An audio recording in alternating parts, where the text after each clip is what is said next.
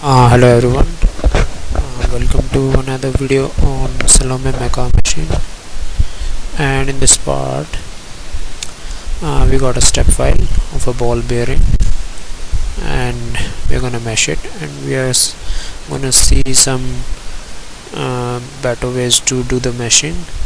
So this part, it's got inner race, outer race, and then around 8 balls, and then some parts to hold them together, right?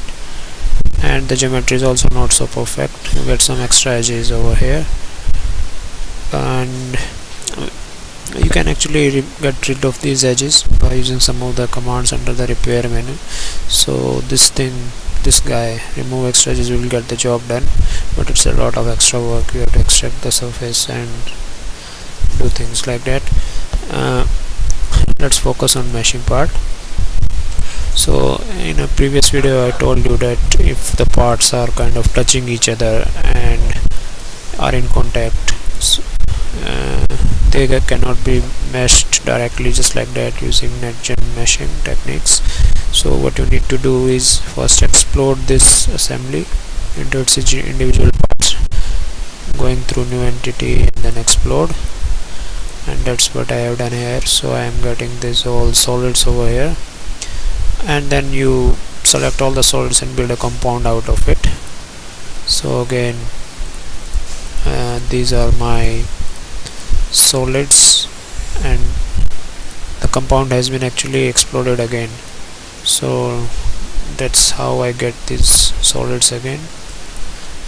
And on one of the solid number 12, that happens to be the ring holding the balls in place, I have created a group over here, and it's just 3 edges, a group of 3 edges.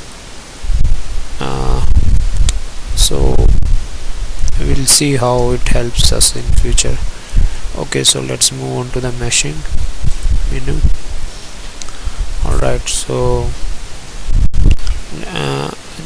I just told you that you can do a mesh directly, and let's just try it again to verify it. So if I create a mesh over here and use all the default values, and I'll say compute, and it's gonna take some time. Okay, so yeah, so it was able to do some in fact all of the edge face meshing, but it's failing during the volume meshing. And to circumvent this problem, what we need to do is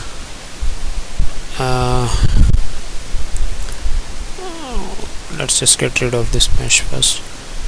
So what we need to do is select the compound and create a mesh without any hypothesis, and then just create a sub mesh over here that references this original mesh.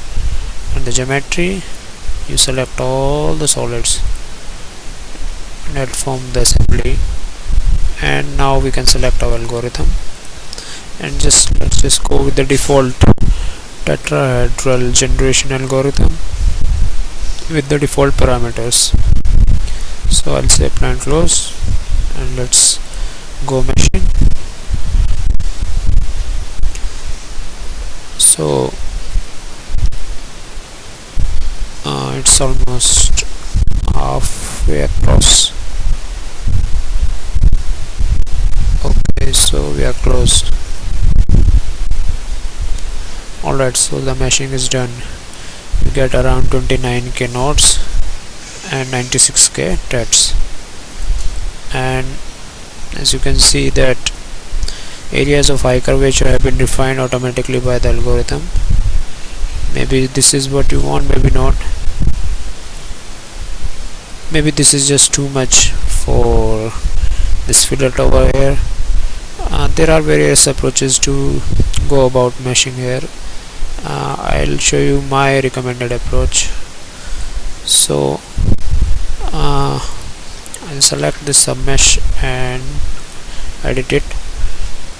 Now let's go to the dialog box over here, and for the properties, what I like to do is uncheck this box over here that limits my surface curvature size, and I'll need to set my global value of the size, and right now I'm selecting 2 mm. So this global size is it's kind of fine balance between what you think is the required accuracy for not so important parts, and what the software will allow for the meshing being getting done, because some of the geometry is just too small on your body. You might not have noticed it, but if you set a size bigger than that value, the if you set the global size bigger than one of the edges, maybe the smallest edge on your body, the machine will not progress, it will throw up an error. So I'm setting here 2 mm, and let's see what happens. I'll simply click OK, and let's go ahead and click apply, and almost 50%.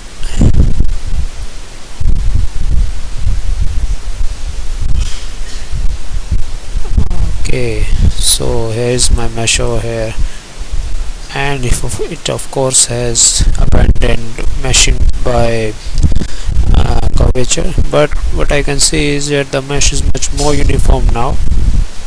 Maybe a bit higher value would have been better here, but anyway. Okay, so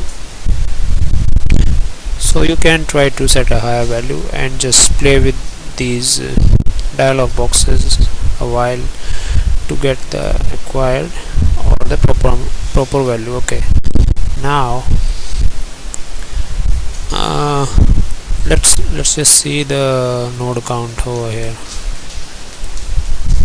Okay, so you see the nodes are really very less compared to what we got with the TETchen, that unstructured machine, and the TETs are like 1000k, and in the previous attempt it was like 96k. So not much on the computational side, so not much difference on the computational overhead. So this method might be suitable in that case. Now there are obviously some problems over here, because since we have set the max size to be 0.7, one thing I'll try to again tell you that if you go to the parameter, so it will always take the max size parameter, it won't use the minimum size parameter at all. So here it has all meshed all the body with 2 mm size. Okay, so of course we got some small holes over here, and maybe these are important computationally, and we need to see the stresses over here, and we just can't do it in this mesh. So we need to refine all things over here. So to refine things, to refine area or face or edge, you need to first create a group of that geometry. Okay, so that's what I have done. So this is my solid 12, which happens to be the ring over here, and it has got some holes, and some of the holes I need to be refined. Let's just hide my mesh. Okay, so if I see my group over here, okay, it's supposed to highlight it. Okay, so you can see. Okay, let's just move to the geometry model. Alright, now you can see these three edges that form the holes are now part of my group. Okay, so So I need to be able to refine my mesh size over here. So if I go to my submesh and edit my submesh, I'll edit the if I go to local sizes, I get these values, and these allow you to change sizes on either edge or vertex or face, but you need to have a group of that geometry. So I have a group of edge, so I'll select this and say on edge, and it automatically pulls that group into my dialog box and say I want the size to be 10 times smaller, so it's 0.2 mm. So I'll select that and click apply and close, and once again I'll recompute the mesh.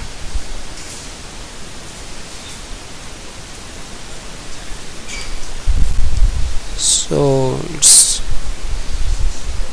we hope that we'll get a refined mesh on the edges.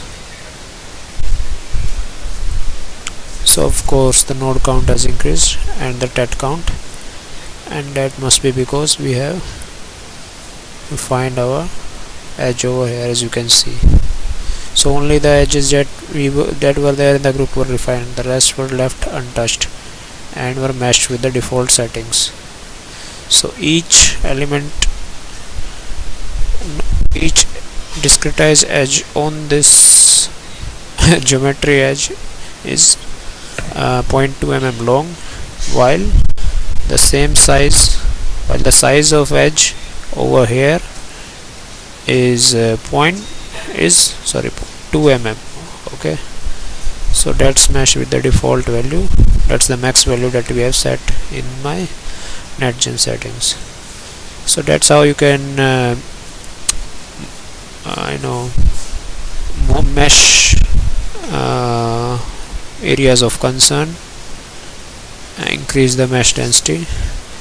And one more thing I want to show, that maybe you may be thinking that I can just increase the max size over here to maybe, let's say, 5, right?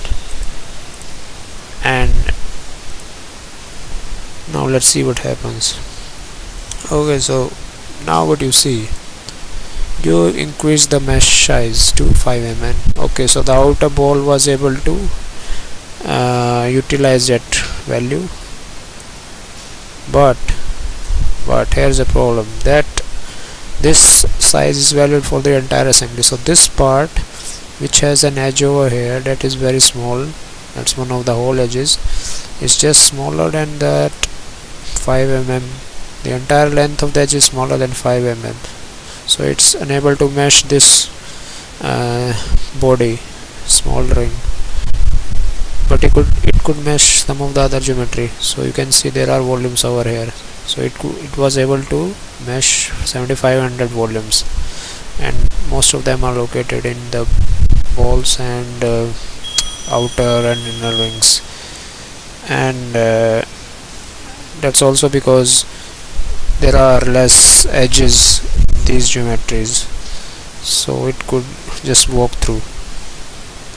But of course it failed over here, and what you see, these elements over here, these are actually the face elements only, so no volumes were created there.